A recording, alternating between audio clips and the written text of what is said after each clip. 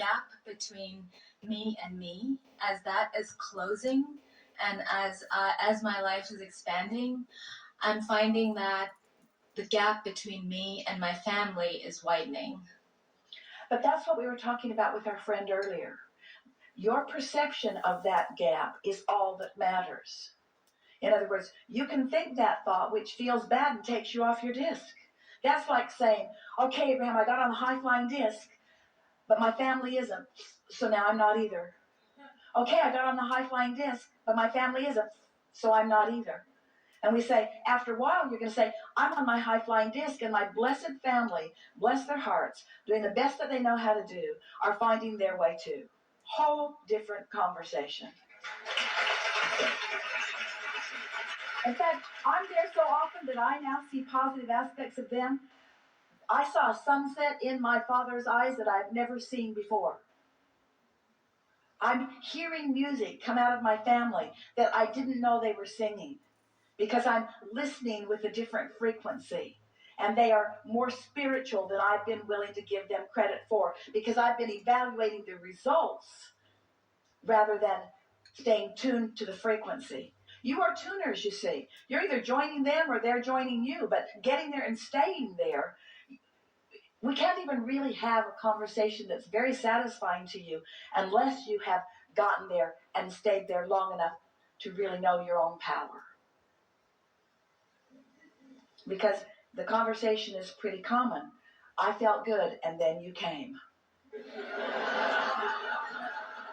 And I give you responsibility for how I now feel. So I'd like you to go to therapy.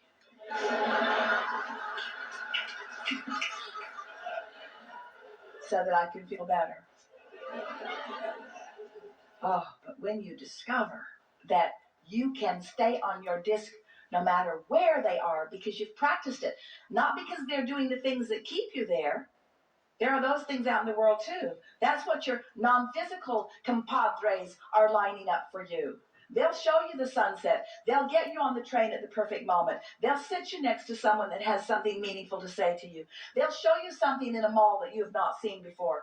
They'll guide your eyes. They'll help you sift from this plethora of information and facts and vibration. They'll light up the things that are good for you. But you're the one that has to go there, you see. And so once you've accomplished it, don't you want to afford everybody else in your life the same benefit of finding it too? So is it my perspective then? Yes, because if you feel uncomfortable, your energy is split, period, and it doesn't have anything to do with anybody but you. And it isn't a conversation of anything except your ability to focus. And the more of them who are on lower flying discs that present themselves to you in ways to give you an opportunity to stay on your high flying disc anyway, the more opportunity you have and the more likelihood you are to be there no matter what. That's what unconditional love is. I love because that's who I am. You, in whatever you're living, are not going to take me from my unconditional love because I'm so practiced at it. I've practiced it when you weren't here. I've practiced it when I was alone. I've practiced it under easy conditions. I've practiced it under more difficult conditions, but I've got this. I'm tuned in, tapped in, turned on. I'm source energy in a physical body, and now I'm willing and ready to engage with everyone.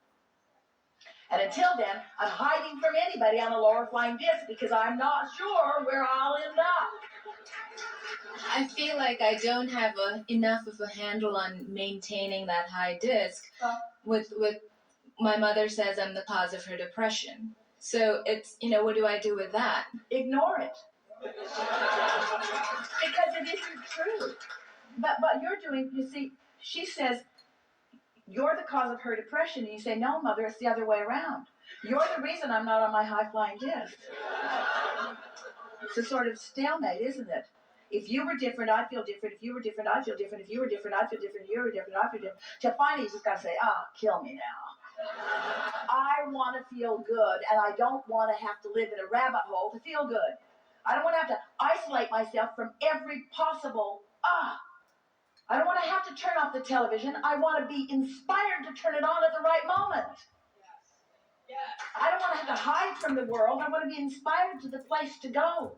And we are here to tell you that there is a cadre of non-physical intelligence that knows right where everything you want is and where you are in relationship to it. And if you'll hang around up there a little while, you'll be guided to it. And then you'll feel worthy.